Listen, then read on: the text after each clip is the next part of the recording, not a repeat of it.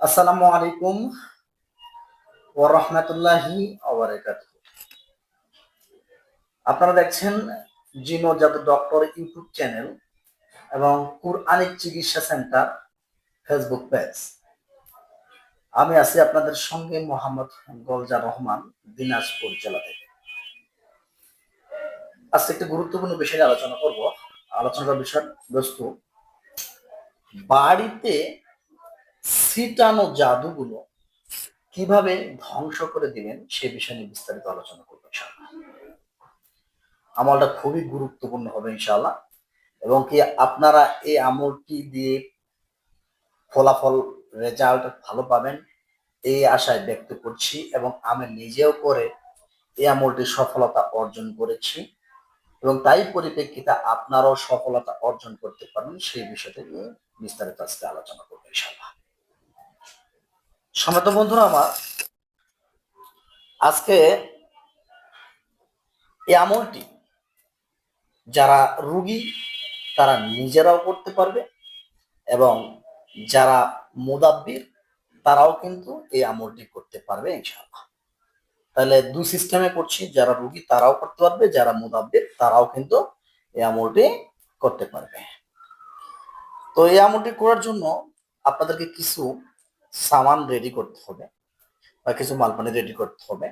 যেমন আপনাকে 7 থেকে 8 লিটারের মতো পানি আপনাকে একত্রিত করতে হবে বা এক জায়গায় করতে হবে। 7 থেকে 8 লিটারের মতো পানি। আর এই পানিটা যদি সব থেকে নদীর স্রোতের হয় তাহলে সব থেকে বেশি ভালো হয়। যদি নদীর স্রোতের পানি আপনি অ্যাড না করতে পারেন তাহলে আপনি সাধারণ যে কোনো পানি নিলেও কোনো সমস্যা নেই। সম্মানিত বন্ধুরা আমার, 7 থেকে 8 লিটার পানি নিলাম, তারপর 3টা গোলাপ জল নিব। তারপরে 250 গ্রামের মতো লবণ নিব। 250 গ্রামের মতো লবণ নিব। আর ফিটকিরি নিব আমরা 8 থেকে 10 গ্রামের মতো। 8 থেকে 10 গ্রামের মতো ফিটকিরি। তাহলে আমরা কয়টা জিনিস ব্যবহার করতে বললাম? যে পানি, তারপরে লবণ 250 গ্রাম, তারপরে আপনার 3টা গোলাপ জল, আর 10 গ্রামের মতো ফিটকিরি। এইগুলোকে সবগুলোকে আমরা একত্রিত করব বা এক জায়গায় করব। আলহামদুলিল্লাহ, আমরা পানিটার সঙ্গে সবগুলো মিক্স করে নিলাম। মিক্স করার পর এখন আমাদেরকে এই পানিটাকে তৈরি করতে হবে বাড়িতে ছিটানো জাদুগুলোকে নষ্ট করার জন্য। তো এই নষ্ট যদি আপনি করতে চান, খুবই বিষয়টা খুব পাওয়ারফুল হবে। বাড়িতে যেই কোনো জিন থাকুক না কেন, যে কোনো জাদু থাকুক না কেন, ভর্ষ হয়ে যাবে এবং ধ্বংস হয়ে যাবে ইনশাআল্লাহ। সম্মানিত বন্ধুরা, আমি প্রথমে বলেছি যে এই আমলটা যারা মুতাব্বির তারাও করতে পারবে, এবং যারা রোগী তারা পরিবারের যে কোনো একজন করতে পারবে, শুধু যে ব্যক্তি 5 ওয়াক্ত নামাজ আদায় করে। আলহামদুলিল্লাহ, তৈরি হয়ে গেল। আপনারা ওগুলোকে রেডি করলেন। রেডি করার পর আপনি কি করবেন? সালাতুল হাজতের নামাজ পাঠ করতে পারেন 2 রাকাত। সালাতুল হাজতের নামাজ 2 রাকাত আপনি আদায় করে নেবেন, কিংবা সূরাতুল আপনি যে কোনো নফল নামাজ আপনি 2 রাকাত পড়ে নিলেও হবে। আমলি করার জন্য আপনি যে কোনো এক জায়গায় বসে পড়লেন। বসার পর সামনে দ্রব্যগুলো নিয়ে আপনি সর্বপ্রথমে দরুদ ইব্রাহিম 3 বার পাঠ করবেন, আর ইস্তিগফার 3 বার পাঠ করবেন। দরুদ ইব্রাহিম 3 বার আর ইস্তিগফার 3 বার পাঠ করবেন। 3 বার পাঠ করার পর আপনি যদি চান যে এই ইস্তিগফার দরুদ ইব্রাহিম পাঠ করে আপনি ফু দিবেন, তাহলে ফু দিতে পারবেন। যদি ফু দিতে না চান, না ফু দিলেও কোনো সমস্যা নেই। কিন্তু এখন আপনাকে সূরাতুল ফাতিহা পাঠ করতে হবে। সূরাতুল ফাতিহা 7 বার পাঠ করতে হবে। 7 বার পাঠ করে 7টি দম দিতে হবে ওই দ্রব্যের উপরে। তারপরে সম্পূর্ণ সূরাতুল বাকারা, সম্পূর্ণ সূরাতুল বাকারা 1 বার পাঠ করে একটি দম দিবেন ওই পানির উপরে। তারপর সূরাতুল আত-তাওহা 1 বার পাঠ করে একটি দম দিয়ে দিবেন। তারপর সূরাতুল আস-সাফফাত 1 বার পাঠ করে একটি দম দিয়ে দিবেন। তারপরে সূরাতুল আল জিন একবার পাঠ করে একটি দম দিয়ে দিবেন। তারপর সূরাতুল কাফিরুন ৩ বার পাঠ করে ৩টি দম দিয়ে দিবেন।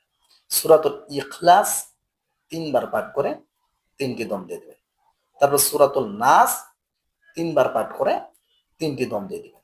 তারপর জাদু ধ্বংসের কিছু আয়াতের কথা বলছি এখন আমি। এই জাদু ধ্বংসের আয়াতগুলো আপনাকে টোটালি ১১ বার করে পাঠ করতে হবে। প্রতিটা আয়াতে ১১ বার করে পাঠ করে ১১টি করে ফু দিবেন ওই পানিতে। যেমন সূরাতুল আরাফের ১১৭ থেকে ১২২ নম্বর আয়াত। এটা আপনি কি করবেন? ওই পানিতে ১১ বার পাঠ করে ১১টি দম দিবেন। সূরাতুল ইউনূসের ৮১ ও ৮২ নম্বর আয়াত ১১ বার পাঠ করে ১১টি দম দিবেন। তারপর সূরাতুল আত-তাহার ৬৯ নম্বর আয়াত, এটা আপনি ১১ বার পাঠ করে ১১টি দম দিয়ে দিবেন। আলহামদুলিল্লাহ, আপনার দ্রব্যগুলো তৈরি হয়ে গেল। আপনার দ্রব্যগুলো তৈরি বা পানিটা তৈরি হয়ে গেল। খুব একটা মজার একটা পাওয়ারফুল পানি তৈরি হয়ে যাবে আলহামদুলিল্লাহ। এখন আপনি পানিটাকে ব্যবহার করতে হবে। আপনাকে কি করতে হবে? ব্যবহারের নিয়ম নীতি। আপনাকে এই পানিটা কিন্তু সবসময় চেষ্টা করবেন যে মাটির কলসে রাখার জন্য। এই পানিটা কিন্তু মাটির কলসে রাখার জন্য এবং ঠান্ডা স্থানে রাখার চেষ্টা করবেন। কিন্তু আগুনের কাছে যেন না পড়ে, এইটা থেকে সাবধানে থাকার চেষ্টা করবেন। তো এই মাটির কলসে রেখে প্রতিদিন মাগরিবের নামাজের আগে কিংবা পরে, যখন মানে মহিলা মানুষেরা ওর বাড়িতে বাড়ি পরিষ্কার করে বা ঝাড়ু দেয়, ওই সময় তার আগে আগে এই পানিটা প্রতিদিন ছিটাবে।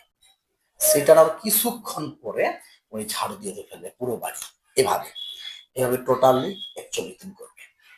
৪১ দিন করলে ২ থেকে ৩ দিনের মধ্যেই কিন্তু উনার বাড়ির সর্ব জাদুগুলো ধ্বংস হয়ে যাবে। জিন্নাতগুলো যদি থাকে বারবার আসা যাওয়া করার মতো, সেগুলোও ধ্বংস হয়ে যাবে ইনশাআল্লাহ। কিন্তু উনি তবুও ৪১ দিন পর্যন্ত পানিটা ছিটাবে আর আর কি করবে? বাড়িটা ঝাড়ু দিবে।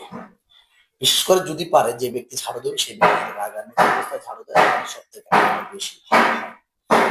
সম্মানিত বন্ধুরা আমার, আর বাড়িতে যারা পানিগুলো যারা অসুস্থ তারা পানিতে ব্যবহার করে গোসল করতে পারে। এভাবে তদবিরটা জানালে ইনশাআল্লাহ ৪১ দিনের মধ্যে উনি সম্পূর্ণ সুস্থ হয়ে যাবে ইনশাআল্লাহ। সম্মানিত বন্ধুরা আমার, এই ছিল আমাদের ভিডিওটি। ভিডিওটি যদি ভালো লেগে থাকে অবশ্যই আমাদের নতুন দর্শক হয়ে থাকলে চ্যানেলটি সাবস্ক্রাইব করে পাশের বেল আইকনটি দাবিয়ে দিবেন। আর ফেসবুক থেকে যারা দেখছেন ফেসবুকে ফলো করে পাশে থাকবেন। কমেন্ট করে জানাবেন কে কোথায় থেকে দেখছেন। আজকে এ পর্যন্ত। আমাদের সঙ্গে যোগাযোগের জন্য আমাদের হোয়াটসঅ্যাপ বা ইমোতে যোগাযোগ করবেন স্ক্রিনে দেওয়া নাম্বারে। আসসালামু আলাইকুম ওয়া রাহমাতুল্লাহি ওয়া বারাকাতুহু। আল্লাহ হাফেজ।